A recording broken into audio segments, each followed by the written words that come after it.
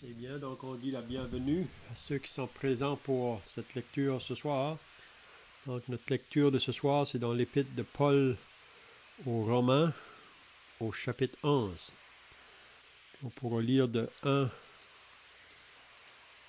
à 10. Et avant de faire la lecture, on va dire un mot de la prière.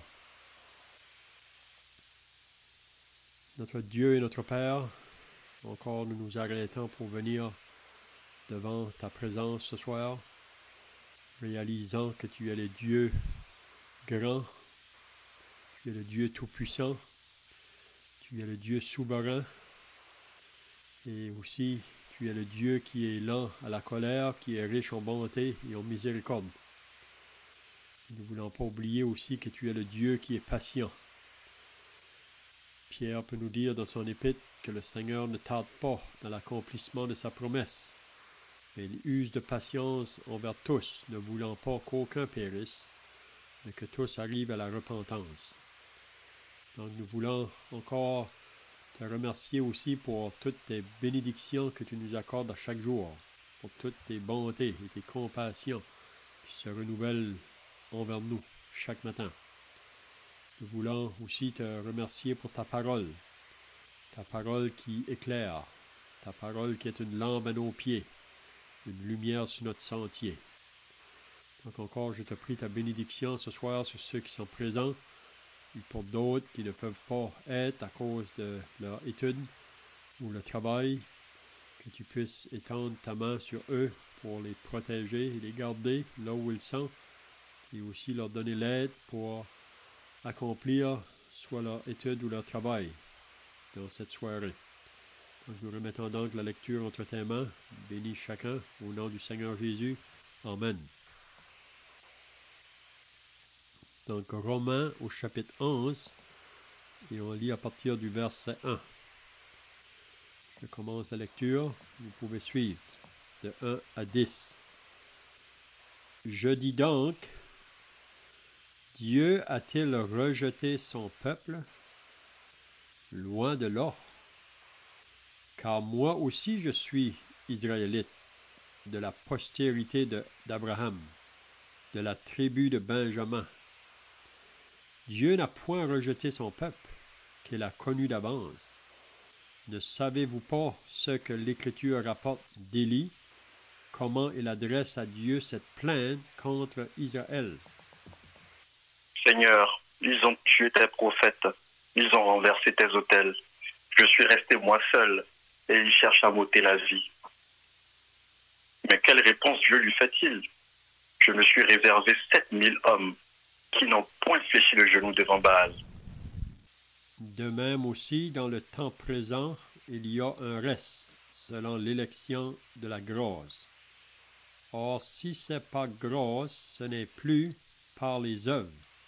Autrement, la grâce n'est plus une grâce. Et si c'est par les œuvres, ce n'est plus une grâce, autrement l'œuvre n'est plus une œuvre. Quoi donc? Ce qu'Israël cherche, il ne l'a pas obtenu, mais l'élection l'a obtenu, tandis que les autres ont été endurcis. Selon qu'il est écrit, Dieu leur a donné un esprit d'assoupissement, des yeux pour ne point voir et des oreilles pour ne point entendre, jusqu'à ce jour. Et David dit, que leur table soit pour eux un piège, un filet, une occasion de chute et une rétribution.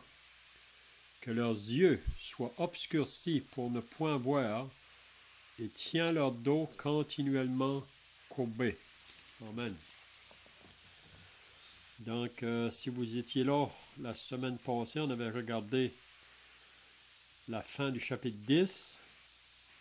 On avait remarqué que Paul pouvait dire au verset 13 du chapitre 10, « Quiconque invoquera le nom du Seigneur sera sauvé. » Donc, encore aujourd'hui, c'est une promesse que quiconque va invoquer le nom du Seigneur. Puis je crois que quand une personne arrive à la conclusion concernant ses péchés, c'est à ce moment-là que la personne veut invoquer le Seigneur pour le salut de son âme.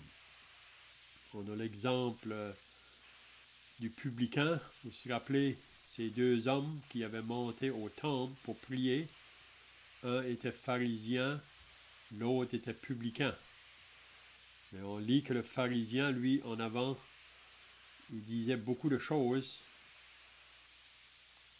à Dieu, mais on sait que Dieu n'a pas répondu à sa prière parce que le pharisien ne reconnaissait pas son besoin. Comme Jésus a dit à un autre endroit, que ce ne sont pas ceux qui se portent bien qui ont besoin de médecins, mais ce sont les malades. Je ne suis pas venu appeler les justes à la repentance, mais les pécheurs. Donc, le pharisien ne voyait pas son besoin. Donc, on ne voit pas vraiment que le pharisien, à ce moment-là, invoque Dieu pour son salut. Mais plutôt qu'il dit toutes les bonnes choses qu'il a faites, puis même il se compare au publicain qui est en arrière, puis il dit je ne suis même pas comme ce publicain. Donc, on voit que le pharisien n'a jamais reconnu son besoin, son état de perdition devant Dieu. Mais le publicain, lui, en arrière, qu'est-ce que lui va dire? Ça nous dit, il n'ose même pas lever la tête au ciel. Il se frappe la poitrine, puis il dit, « Ô Dieu, sois apaisé envers moi qui suis un pécheur. » Donc ça, c'est vraiment quelqu'un qui invoque Dieu pour la pitié, vraiment. Sois apaisé envers moi qui suis un pécheur. Puis qu'est-ce qu'on lit? Jésus dit, celui-ci est entré dans sa maison justifié et non pas l'autre. Donc, la promesse est là pour tous. Même on lit dans Ésaïe 59, non, la main de l'Éternel n'est pas trop courte pour sauver, ni son oreille trop dure pour entendre. Mais ce sont vos péchés, ce sont vos crimes qui mettent une séparation entre vous et votre Dieu. Oui. Donc, la main de l'Éternel n'est pas trop courte, son oreille n'est pas trop dure pour entendre, mais Dieu attend le pécheur qui vient comme ce publicain à la condition là, d'un pécheur perdu devant Dieu. Puis s'il invoque Dieu, Dieu se révèle à lui, puis on sait que Dieu révèle son Fils vraiment, parce que c'est par son Fils que le pécheur peut avoir ses péchés pardonnés, lavés, puis être en route pour le ciel. Donc on avait vu aussi à partir du verset 14 la responsabilité de nous qui sommes sauvés, nous qui ont répondu à l'appel. Le désir de Dieu. Vous vous rappelez le commandement que Jésus a laissé avant de partir au ciel. Est-ce que quelqu'un peut me dire ce soir quelles sont les dernières paroles que Jésus a dit à ses disciples avant de partir au ciel? Est-ce que vous avez des pensées?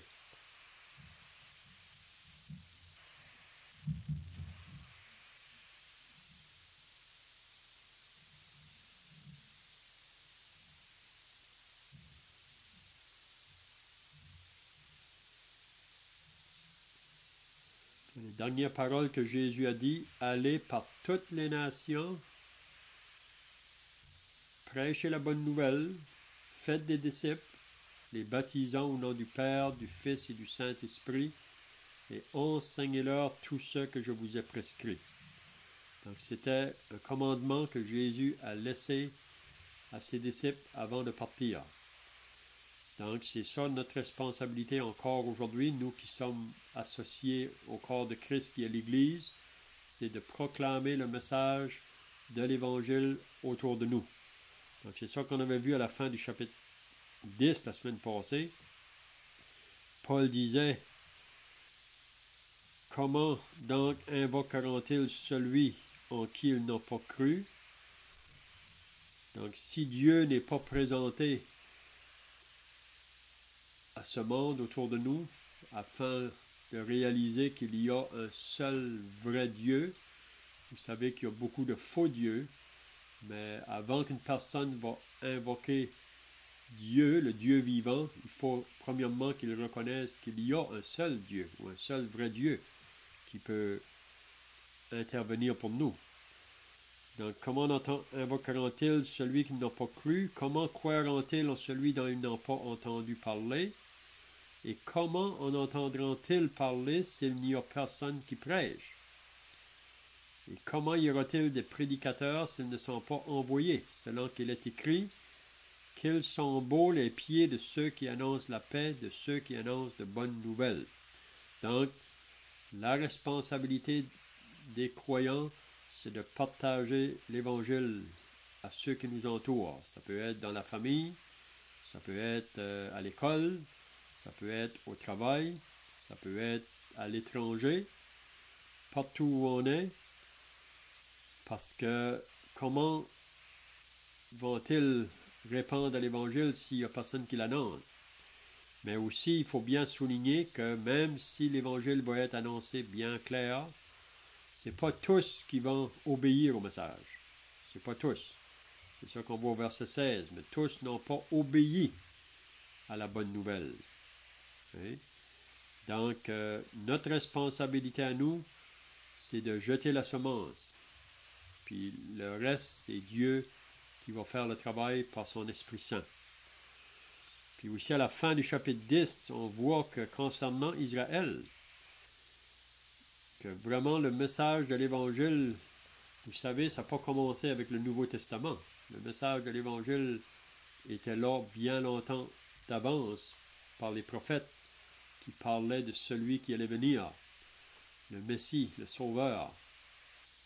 Si vous lisez Ésaïe 53, on voit clairement cette prophétie d'Ésaïe qui décrit exactement la personne du Seigneur Jésus quand il allait venir, puis comment il serait méprisé, abandonné des hommes, on ne ferait de lui aucun corps. Okay? Donc c'était tout écrit d'avance, mais Israël comme nation, la plupart n'ont pas cru. C'est ça qu'on va voir ce soir-là. Donc, le dernier verset du chapitre 10, il dit, mais au sujet d'Israël, il dit, j'ai tendu mes mains tout le jour vers un peuple rebelle et contredisant. Donc, Dieu a sa main toujours tendue. La main de l'Éternel n'est pas trop courte pour sauver, mais le peuple ne répond pas. Le peuple reste indifférent. Le peuple continue dans sa propre voie. Mais on va voir qu'il y a toujours un reste ou un petit nombre qui va répondre au message du prédicateur.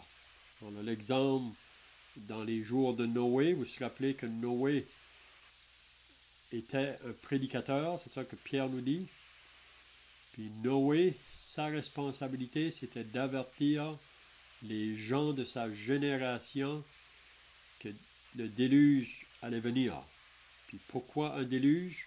C'est parce que la méchanceté des hommes était grande sur la terre, le cœur de l'homme était porté vers le mal, la terre était pleine de violence, elle était corrompue. Donc, Dieu dit à Noé, je vais détruire la terre par un déluge. Mais avant de détruire ou juger, Dieu envoie toujours un avertissement pour que les personnes puissent se détourner de leur voie de péché, puissent se repentir, puis d'accepter la provision que Dieu a pour sauver le pécheur. Puis dans les jours de Noé, le refuge, c'était l'arche. C'était un grand bateau que Noé devait construire. Combien de personnes ont répondu à la prédication de Noé? Vous vous rappelez combien de personnes est entré dans l'arche?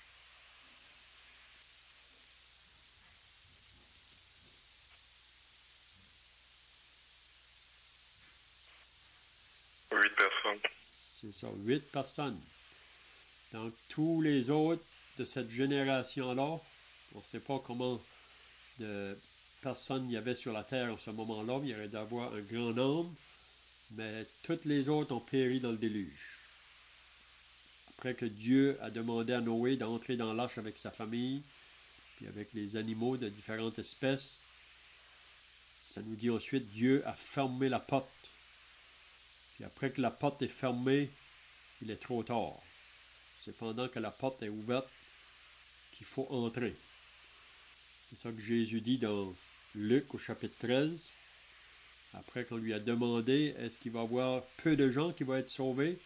Jésus dit, efforcez-vous d'entrer par la porte étroite, car je vous le dis, beaucoup cherchent à rentrer et ne le pourront pas. Pourquoi? Parce que le maître de la maison, quand il va se lever, qu'il va fermer la porte, il sera trop tard. Donc c'est pendant que la porte est ouverte. Donc ici, on voit concernant Israël, c'est pas qu'Israël n'a pas attendu.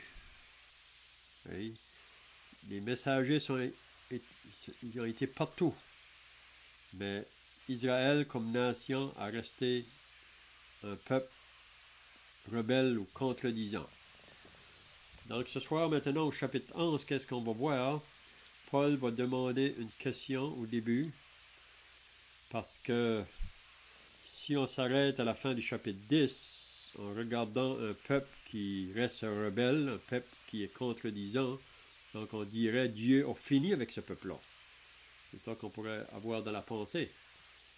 Mais Dieu a fait des promesses à Israël, puis même si ça a toujours été une minorité qui ont cru en lui, qui ont eu la même foi qu'Abraham, mais Dieu n'a pas rejeté son peuple. Présentement, Israël est mis de côté, si on peut dire, comme nation, comme une nation. Présentement, on est dans le temps de l'Église. On ne sait pas combien de temps il reste pour cette dispensation. Il faut attendre le Seigneur à n'importe quel moment. Il pourrait même revenir avant qu'on termine cette étude. On ne sait pas. Mais Jésus revient, il enlève son Église, puis après que l'Église est enlevée, Dieu recommence avec Israël. Parce que toute prophétie s'accomplit au travers de ce peuple-là. Donc, après que l'Église sera enlevée, donc, ils vont recommencer de nouveau à travailler avec eux autres. Puis on sait que dans la tribulation, beaucoup de Juifs seront sauvés. Même à la fin, il y a un grand nombre qui va être sauvé. Donc, quand il dit au verset 1 du chapitre 11, « Je dis donc, Dieu a-t-il rejeté son peuple? » Donc, si on sait vous demander cette question-là aujourd'hui, plusieurs personnes, c'est ça qu'ils veulent dire, que Dieu a rejeté Israël. Maintenant, Israël, il n'y a plus de rien pour eux autres. C'est ça que plusieurs pourraient dire. Mais ici, l'apôtre Paul nous fait comprendre, loin de là. Ou on pourrait dire, loin de là la pensée que Dieu aurait rejeté Israël. Dieu n'a pas rejeté Israël. Et même Paul se prend en exemple ici. Parce que si Dieu avait rejeté Israël en tant que nation, ça veut dire que Paul n'aurait pas été sauvé. Mais Paul fait comprendre ici, car moi aussi je suis israélite, de la postérité d'Abraham, de la tribu de Benjamin. Donc, moi, Dieu m'a sauvé en tant qu'un individu. Puis ça, c'est après vraiment que la nation là, avait rejeté leur Messie. Paul a été sauvé longtemps après, si on peut dire. C'est quelques années après. Mais aujourd'hui, dans la dispensation où nous sommes, Dieu sauve les personnes de tout peuple. Et il sauve les personnes du peuple juif ou il sauve les personnes de toutes les autres nations en dehors de ce peuple-là. Le message de l'Évangile aujourd'hui, c'est pour tous, car Dieu a tant aimé le monde. C'est un message pour tous. Donc, l'Église est comprise de personnes de tout peuple, de toute nation, de toute race, de toute langue. Tous ceux qui vont répondre au message de l'Évangile, qui vont croire au Seigneur Jésus pour le recevoir comme Sauveur et Seigneur, à ce moment-là, ils sont ajoutés à l'Église qui est le corps de Christ. Donc, dans l'Église, présentement, il y a des personnes de la nation juive, des personnes de toute autre nation. Donc, vous vous rappelez que Paul, si on était là, à ce moment-là, on aurait dit que c'est pas possible que cet homme-là peut être sauvé. Parce que Saul de Tarse, c'était ça son nom, avant que Dieu l'ait arrêté sur le chemin. Il était un homme très violent. Il le dit lui-même dans 1 Timothée chapitre 2, qu'il était un homme violent, même qu'il dit qu'il était blasphémateur, qu'il était un persécuteur de l'Église, un homme froid, un homme qui pensait qu'il servait Dieu, un homme très religieux dans sa religion, mais cet homme-là ne connaissait pas Dieu. Il essayait d'atteindre Dieu par sa propre justice. Puis c'est ça qu'il nous dit vraiment au début du chapitre 10. Vous vous rappelez, quand il parlait concernant son peuple, sa prière à Dieu pour eux, c'est qu'ils soient sauvés. Ça, c'est Paul demandait ça. Il dit, je leur rends le témoignage qu'ils ont du zèle pour Dieu, mais sans intelligence, ne connaissant pas la justice de Dieu et cherchant à établir leur propre justice. Donc, la majorité de ce peuple-là, qui était associé à la nation d'Israël, voulait atteindre Dieu par leur propre mérite ou par le terrain de la loi. C'est ça que Paul essayait de faire aussi auparavant. Mais Dieu dans sa grâce, vous savez, si une âme doit être sauvée, c'est seulement par la grâce de Dieu et rien d'autre. C'est ça que Paul dit dans l'Épître à Tite. Il nous a sauvés, non à cause des œuvres de justice que nous aurions faites, mais c'est simplement par sa grâce, par sa miséricorde. Donc, la grâce, c'est une faveur non méritée. Il n'y a personne de nous qui mérite le salut de Dieu. Si Dieu ne nous avait pas fait grâce, on aurait été perdu pour toujours. Donc, Paul peut reconnaître ça. Et c'est ça qu'il dit au verset 1 à la fin là. Car moi aussi, je suis israélite de la postérité d'Abraham, de la tribu de Benjamin. Donc, c'est pour dire que Dieu n'a pas rejeté son peuple. C'est vrai que présentement, c'est des individus qui sont sauvés parmi les Juifs. Il y en a qui se convertissent. Hein? Mais un jour, Dieu va recommencer à travailler avec la nation, puis on sait qu'à la fin de la tribulation, même on voit ça ici dans le chapitre 11, là, tout Israël sera sauvé à ce moment-là. Puis vous vous rappelez quand est-ce que ça va arriver, ça? C'est quand que toutes les nations de la terre vont se réunir ensemble à la fin de la tribulation pour faire la guerre à Israël. Et toutes les nations vont se mettre ensemble. Mais c'est à ce moment-là, quand que Israël va être au pied du mur, qu'ils vont voir qu'ils sont vraiment là incapables face à ces armées qui viennent pour les attaquer. C'est à ce moment-là que Jésus va sortir du ciel avec l'Église, vraiment, vient avec lui. On lit ça dans l'Apocalypse 19. Il vient sur le cheval blanc. Puis c'est à ce moment-là qu'ils vont reconnaître, quand ils vont le voir venir, ils vont lui demander d'où viennent les marques que tu as aux mains. Puis c'est là que Jésus va dire, ça vient de la maison de mes frères. Puis c'est là qu'ils vont reconnaître que celui qu'ils ont crucifié, c'était lui leur Messie, leur Sauveur. Puis à ce moment-là, plusieurs seront sauvés. Hein? Donc je ne sais pas si vous avez des questions jusqu'ici, là, ou d'autres pensées à ajouter. Si vous en avez, vous pouvez le faire. Vous pouvez être gêné.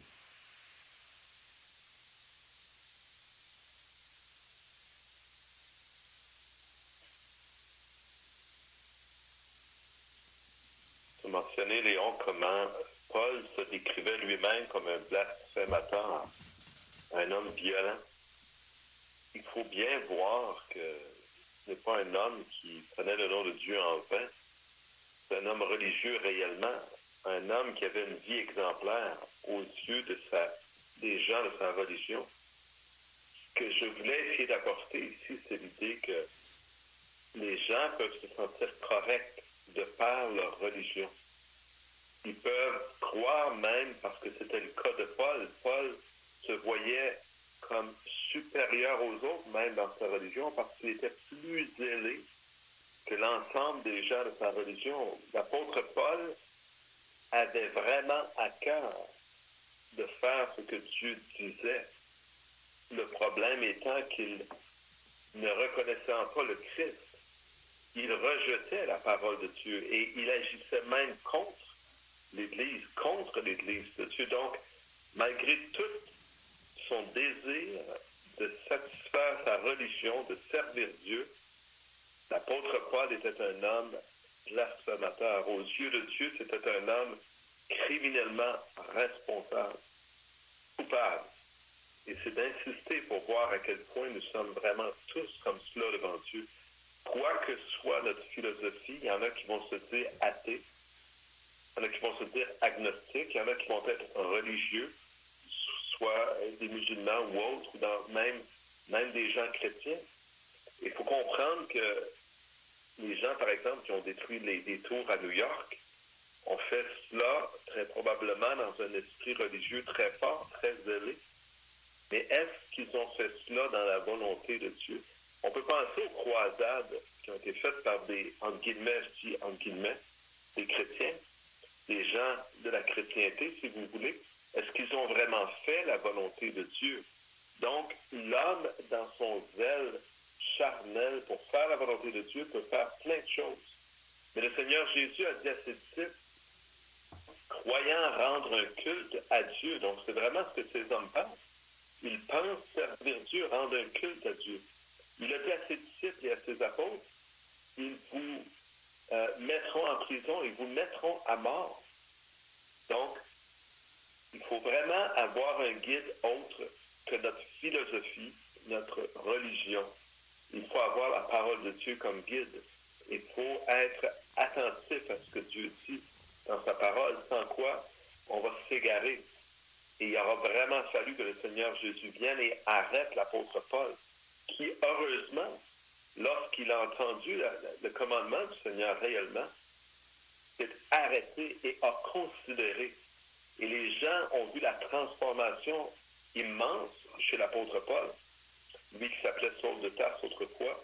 Ils ont vu un homme changer, un homme qui combattait Christ et qui, du jour au lendemain, combattait pour Christ. Et maintenant, il n'usait plus de violence, mais il prêchait la parole. Et lui-même était exposé à la violence dont il faisait,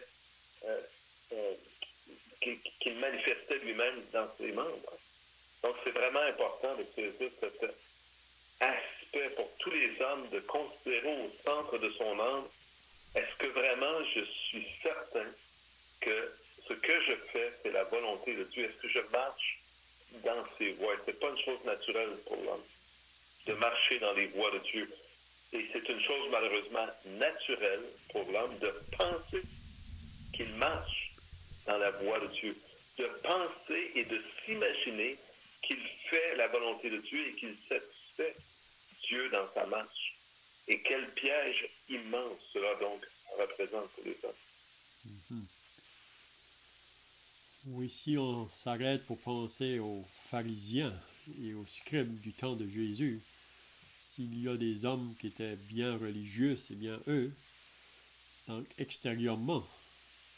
Mais ces hommes-là, Jésus vraiment a révélé leur cœur. Il pouvait leur dire, malheur à vous, scribes et pharisiens, hypocrites, vous n'entrerez pas dans le royaume de Dieu et vous voulez empêcher ceux qui veulent entrer. Donc Jésus nous a dit très clairement, qu'il dit dans Jean chapitre 10, vous ne croyez pas parce que vous n'êtes pas de mes brebis. Donc, mais ces personnes-là, pour eux, ils disaient qu'ils avaient Abraham pour père, que Dieu était leur père. Mais Jésus les a dit aussi que si Dieu serait votre père, Abraham serait votre père, vous ne chercheriez pas à me faire mourir. Puis Jésus a dit directement qui était leur père. Mais ce n'est pas que Jésus les aimait pas. Jésus parlait de cette manière-là dans le but de les réveiller à leur état devant Dieu. Mais beaucoup d'entre eux autres ont resté endurcis, incrédules, ils sont morts dans leurs péchés. Mais on sait qu'il y en a parmi eux qui ont été sauvés. On a l'exemple de Nicodème. Nicodème était aussi un pharisien. C'est lui qui est venu voir Jésus pendant la nuit. Puis qu'est-ce que Jésus a dit à Nicodème? En vérité, je te le dis, si un homme ne naît de nouveau, il ne peut voir le royaume de Dieu. Donc, on peut être religieux, l'homme le plus propre aux yeux des hommes, si on peut dire. Comme Nicodème, probablement personne ne pouvait le pointer du doigt, même l'apôtre Paul. À l'extérieur, tout paraissait bien, mais si l'homme n'est pas né de nouveau, il ne peut pas aller dans la présence de Dieu. Donc, souvent, dans le travail de l'Évangile, je peux le dire par expérience, que les personnes qui sont plus difficiles à atteindre, ce sont les gens de la religion, les gens qui sont donnés à leur religion. Hein? Les personnes souvent les plus favorables au message de l'Évangile, ce sont les gens simples, pauvres, puis souvent les gens qui sont associés à des mauvaises vies. Puis vous vous rappelez que Jésus a dit à ces pharisiens-là que les prostituées et les gens de mauvaise vie vous devanceront dans le royaume de Dieu. Puis comme je viens de dire, c'est pas que Jésus n'aime pas les pharisiens, mais il veut les réveiller à leur état, parce qu'ils ne savent pas qu'ils sont aveugles dans leur péché. Donc, comme on vient de dire, donc Paul, c'est une grâce que Dieu lui a faite, comme qu'il fait grâce à tous ceux qui répondent à l'appel. Donc, si on va au verset 2, qu'est-ce qu'il veut nous dire ici? Il donne un autre point là, comme quoi que Dieu n'a pas rejeté son peuple. Premièrement, il parle de lui-même. Dieu l'a sauvé. Donc, Dieu n'a pas rejeté son peuple. Puis ensuite, il parle, Dieu n'a pas rejeté son peuple, qu'il a connu d'avance, ou choisi d'avance. Il dit, ne savez-vous pas ce que l'Écriture rapporte d'Élie, comment il adressa à Dieu cette plainte contre Israël? Seigneur, ils ont tué tes prophètes. C'est vrai qu'est-ce que Élie disait en tant que nation. Quand que ces prophètes-là sont présentés devant eux, la plupart ont été mis à mort parce que le peuple refusait de se repentir. Mais on sait qu'il y a toujours un reste, un nombre qui vont répondre. Puis il cite même Élie, lui ici pensait qu'il était le seul. Si, Seigneur, ils ont tué tes prophètes, ils ont renversé tes autels, je suis resté, moi, seul. Donc, Élie pensait qu'il était seul. Et il cherche à m'ôter la vie. Probablement, vous vous rappelez de cet événement ici, là. Quand ce que c'est qu'on cherchait de mettre Élie à mort. Puis ça, c'est vraiment la femme Jézabel qui le poursuivait pour le mettre à mort. Mais qu'est-ce que Dieu va répondre? Mais quelle réponse Dieu lui fait-il? Je me suis réservé 7000 hommes qui n'ont point fléchi le genou devant Baal. Donc, il ne faut jamais penser qu'on est les seuls qui ont répondu à l'appel. Puis probablement même aujourd'hui, il y a plusieurs personnes qui s'est converties dans d'autres pays du monde. Puis c'est juste quand on arrivera au ciel qu'on va voir ce travail-là qui aura été fait dans la journée d'aujourd'hui. Je crois qu'à chaque jour, il y a des âmes qui se convertissent. Même si on regarde la multitude autour de nous, qui reste indifférent, qui reste incrédule face au message, mais Dieu sauve à chaque jour. Donc, c'est ça qu'il révèle à Élie, c'est le prophète. Élie pensait qu'il était seul, mais il n'était pas seul. Dieu n'avait réservé 7000. Ils n'avaient pas fléchi le genou. Donc, je ne sais pas si vous avez d'autres pensées ici, là.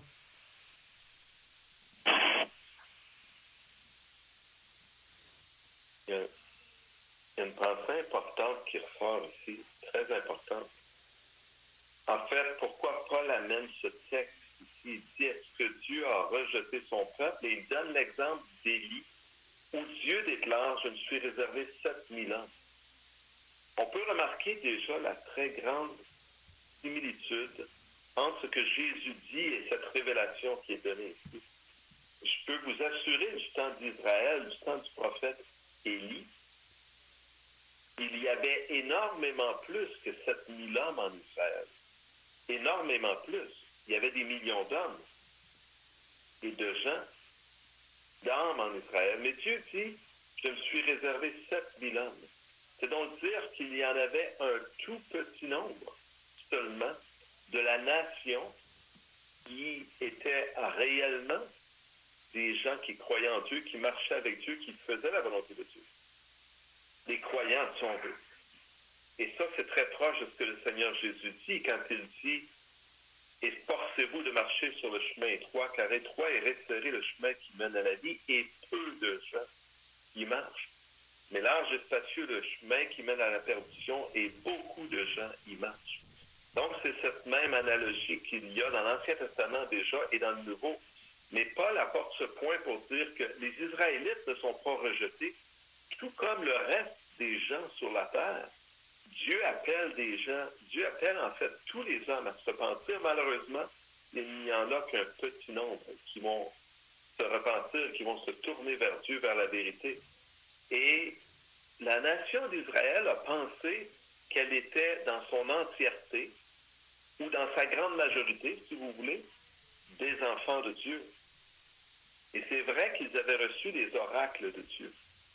Mais il faut saisir que Dieu a travaillé avec Israël, qu'il a choisi le peuple juif, mais Dieu se sert de ce peuple pour deux raisons.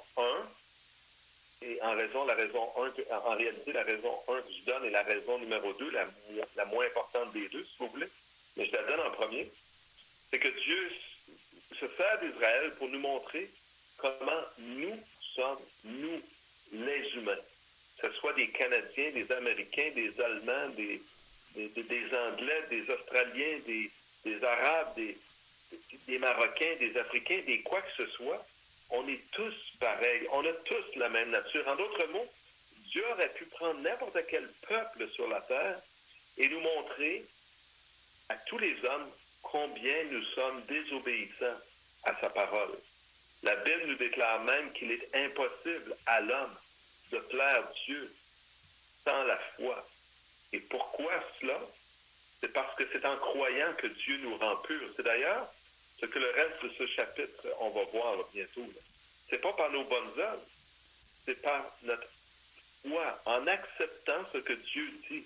Et Dieu, c'est lui qui nous purifie, qui nous déclare purs, si nous croyons en Jésus-Christ. Donc la première raison pourquoi Dieu a pris le peuple juif, c'était pour nous donner un exemple de ce que nous sommes, finalement, réellement.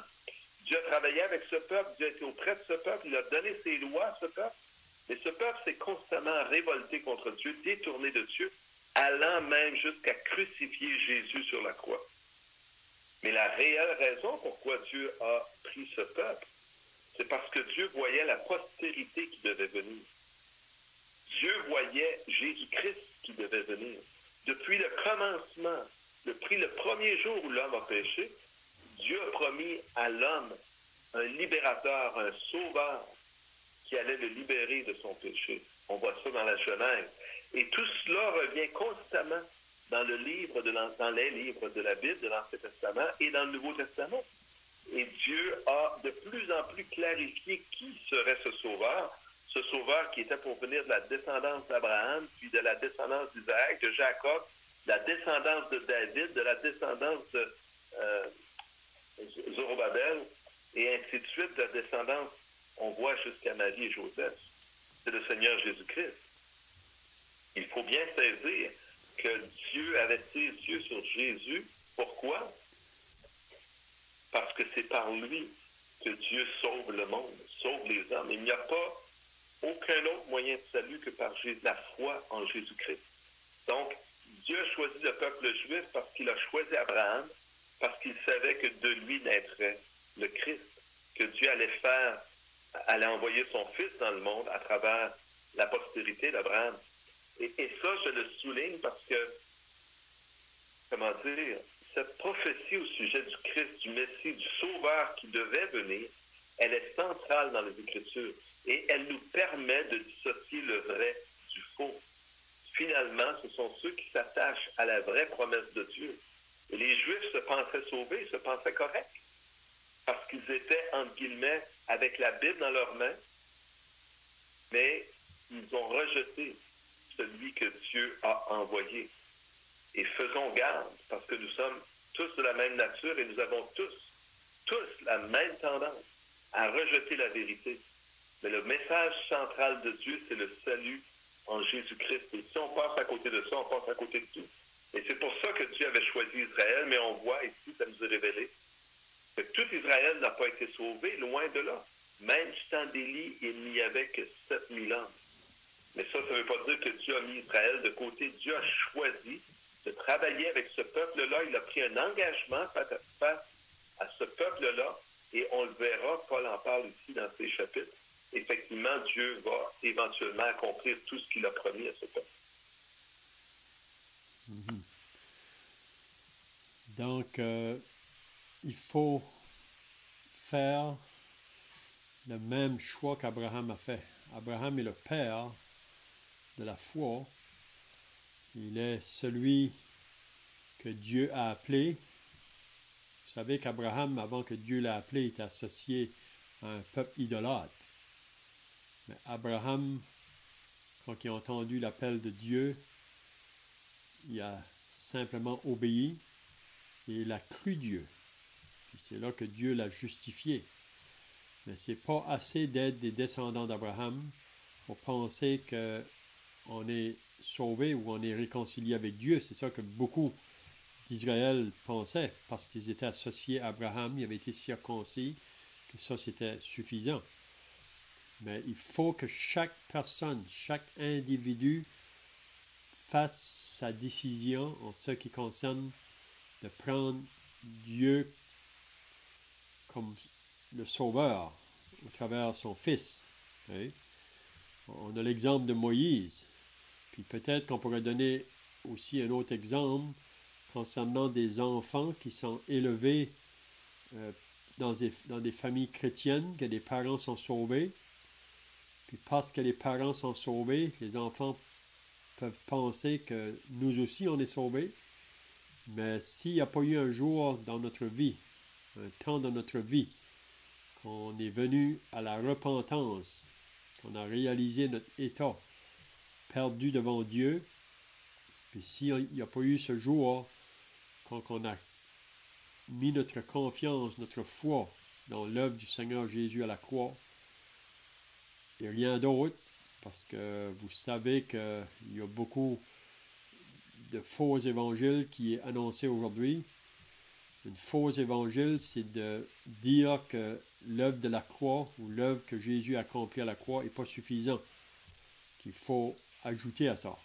Et le moment qu'on dit qu'il faut ajouter, c'est vraiment une fausse évangile. Donc, c'est vraiment un choix personnel. On ne peut pas faire cette décision-là pour nos enfants. Nos enfants ne peuvent pas faire ça pour leurs parents. C'est vraiment personnel devant Dieu. Donc, comme on a dit tout à l'heure, dans toutes les époques, depuis le début de la création, vous savez, l'homme, après qu'il a péché, il a pris un chemin contraire à Dieu. Il a pris sa propre voie. Puis jusqu'à Noé, c'est devenu une génération vraiment que Dieu même a pu dire, je me repens d'avoir eu fait l'homme. Puis dans le temps de Noé, on a dit tout à l'heure, seulement un petit nombre. Puis dans chaque époque, même dans notre temps aujourd'hui, c'est toujours une minorité qui va répondre à l'appel de l'Évangile. Vous savez, c'est pour ça que Jésus dit que ceux qui me disent Seigneur, Seigneur n'entreront pas tous dans le royaume des cieux, mais celui-là seul qui fait la volonté de mon Père qui est dans les cieux. Et en ce jour-là, au jour du jugement, beaucoup vont dire Seigneur, on a prophétisé, on a chassé des démons, on a fait des miracles en ton nom. Jésus va leur dire, je ne vous ai jamais connu. Retirez-vous de moi, vous qui commettez l'iniquité, ou vous qui faites le mal. Donc, comme le pharisien, de leur bouche, il sortait peut-être des paroles de bien, mais leur cœur était très loin de Dieu. Donc, c'est ça que Paul veut nous faire comprendre ici. Donc, il faut que chacun de nous fasse à la parole de Dieu, que nous puissions sonder que ce que nous possédons, que ce soit réel. C'est pour ça même que Paul dit ça dans l'Épître aux Corinthiens. Examinez-vous vous-même pour savoir si vous êtes dans la foi. Il y a beaucoup d'autres passages vraiment qui pourraient nous dire ces choses-là. OK, donc on est rendu au verset 5. Le temps est pas mal passé, là peut-être qu'on peut toucher le verset 5. De même aussi dans le temps présent, il y a un reste. Donc dans le temps que Paul est en train de lire cette lettre aux Romains, il dit il n'y a qu'un reste, selon l'élection de la grâce. Qu'est-ce que Paul veut dire ici, au verset 5?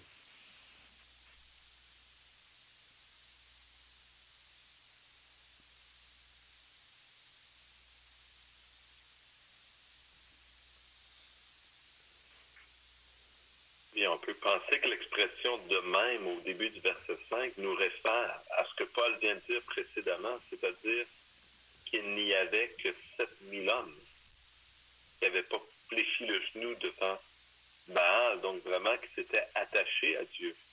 Et on peut penser donc réellement, c'était un petit nombre, et dans le temps présent, il y a aussi seulement un petit nombre qui va être sauvé. Et l'apôtre ajoute même, selon l'élection de la grâce.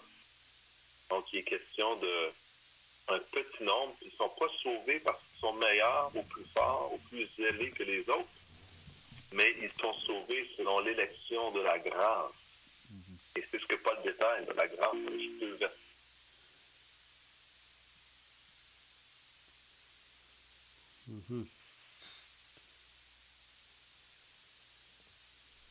Donc, comme j'ai dit tout à l'heure, Paul disait dans l'Épître à Tite, il nous a sauvés, non pas à cause des œuvres de justice que nous aurons faites. Donc, si une âme doit être sauvée, c'est par pure grâce. Parce que si Dieu n'avait pas fait grâce, personne ne serait sauvé. Donc, le verset 6, si c'est par grâce, ce n'est plus par les œuvres. Donc, si on est sauvé par grâce, ce n'est plus par les œuvres. Parce que le moment qu'on croit qu'il faut faire des œuvres pour être sauvé, ça veut dire que c'est nous qui, comment je dirais, on fait pour mériter là. Mais c'est pas par les œuvres. Puis même si ça serait par les œuvres, on pourrait se glorifier. C'est ce que Paul nous dit dans l'Épître aux Éphésiens. Mais c'est par grâce. Une grâce, c'est une faveur non méritée. Dieu nous sauve sur la base de son Fils, crucifié, et rien d'autre. Ce n'est plus par les œuvres, autrement la grâce n'est plus une grâce. Et si c'est par les œuvres, ce n'est plus une grâce, autrement l'œuvre n'est plus une œuvre. Donc le temps est passé. Si vous avez, je ne sais pas si vous avez des questions pour terminer là, ou d'autres commentaires, sinon on va arrêter là pour ce soir.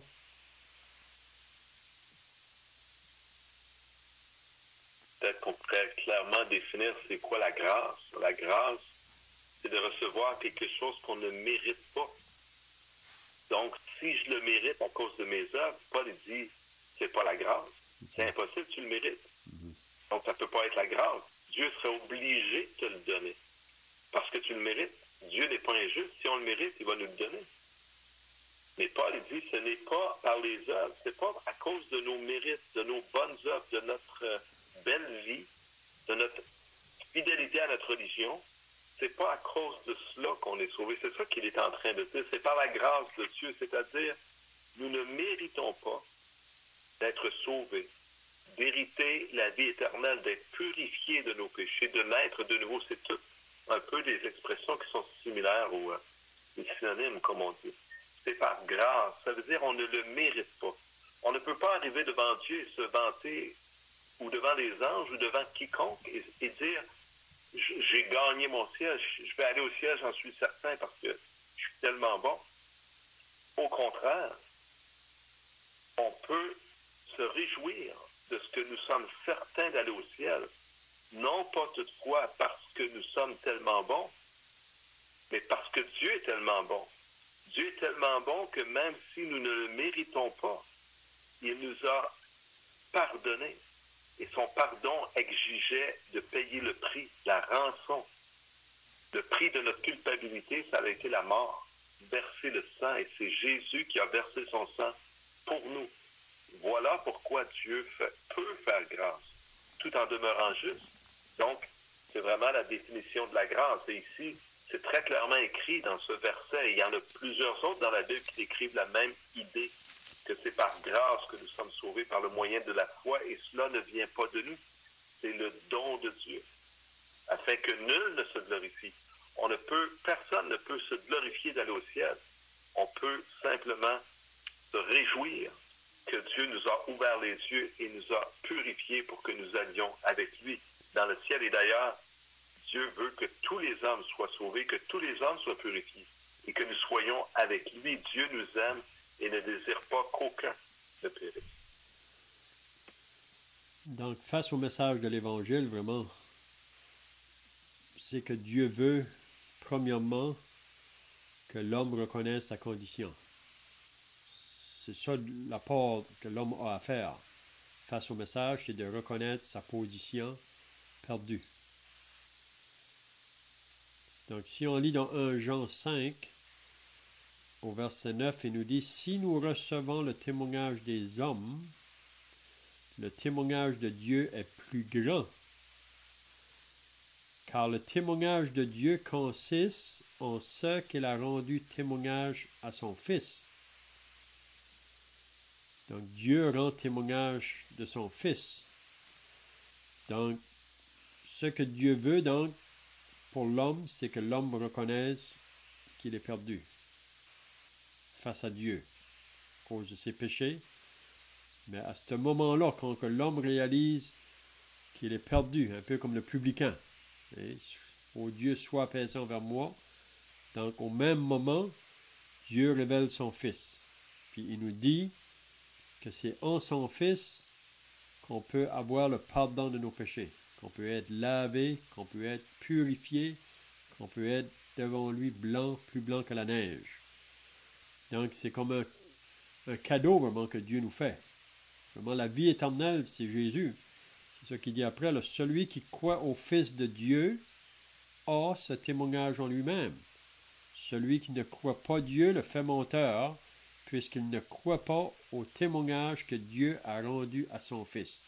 Et voici ce témoignage. C'est que Dieu nous a donné. Il ne nous vend pas la vie éternelle. Il ne nous a pas vendus, il nous a donné la vie éternelle. Et que cette vie est dans son Fils. Donc, c'est un cadeau qui nous est offert. Mais quand quelqu'un nous offre un cadeau, il y a quelqu'un qui a payé pour le cadeau. Donc, la vie éternelle, c'est un don gratuit, mais il y a quelqu'un qui a payé. C'est Jésus qui a donné sa vie pour qu'on puisse avoir cette vie éternelle. Donc, celui qui a le Fils a la vie. Celui qui n'a pas le Fils de Dieu n'a pas la vie. C'est très simple. Je vous ai écrit ces choses afin que vous sachiez que vous avez la vie éternelle, vous qui croyez au nom du Fils de Dieu. Il veut qu'on le sache. Vous savez, beaucoup de personnes nous disent aujourd'hui on ne peut pas le savoir. Mais la parole de Dieu nous confirme qu'on peut le savoir, puis il faut le savoir avant de partir dans l'au-delà. Parce que c'est pendant notre vivant que nous avons à répondre à ce message-là. On a le Fils ou on n'a pas le Fils. C'est bien, le temps est terminé. Donc, on va terminer par la prière, puis on reprendra la semaine prochaine. Si vous voulez, on peut chanter un cantique par la suite. Donc, un frère peut terminer par la prière.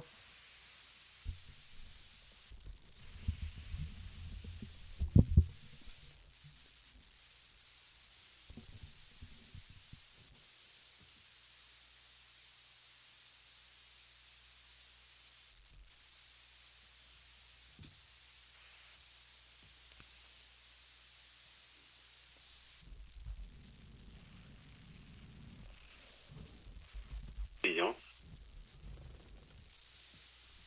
Ô Seigneur notre Dieu, tu t'adresses à nous encore ce soir pour nous faire saisir cette vérité que tu aimes les hommes, mais que malheureusement, et tu le sais, Seigneur, depuis le commencement, un faible nombre seulement sera sauvé.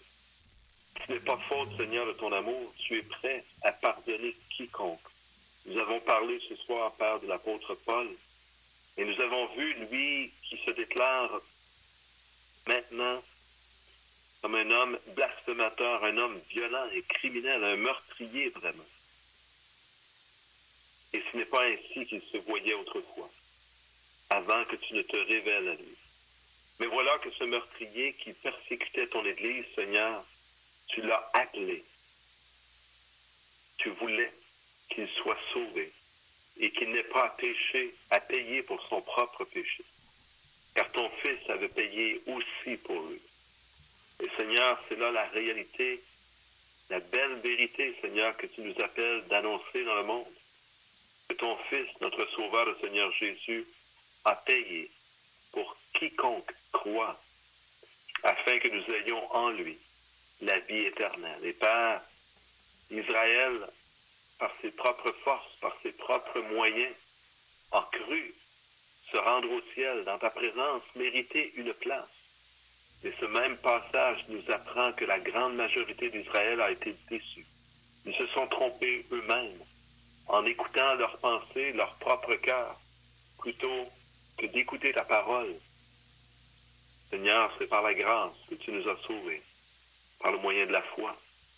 Pour nous, il nous est donné de croire en Christ, simplement, pour recevoir de toi, de ta main bienfaisante, la vie éternelle, la purification de nos péchés. Et nous t'en bénissons par le nom précieux de ce Sauveur, le seul nom qui ait été jamais donné parmi les hommes par lequel nous dussions être sauvés, le Seigneur Jésus-Christ. Amen. Amen.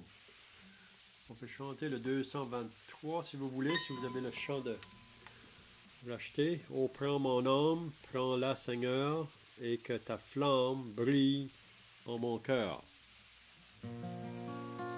Oh, prends mon âme, prends-la, Seigneur, et que ta flamme brûle en mon cœur. Que tout mon être brille pour toi, sois seulement maître, ô divin roi. Source de vie, de paix, d'amour, vers toi je crie, la nuit, le jour. Entends ma plainte, sois mon soutien, calme ma crainte, toi mon seul bien.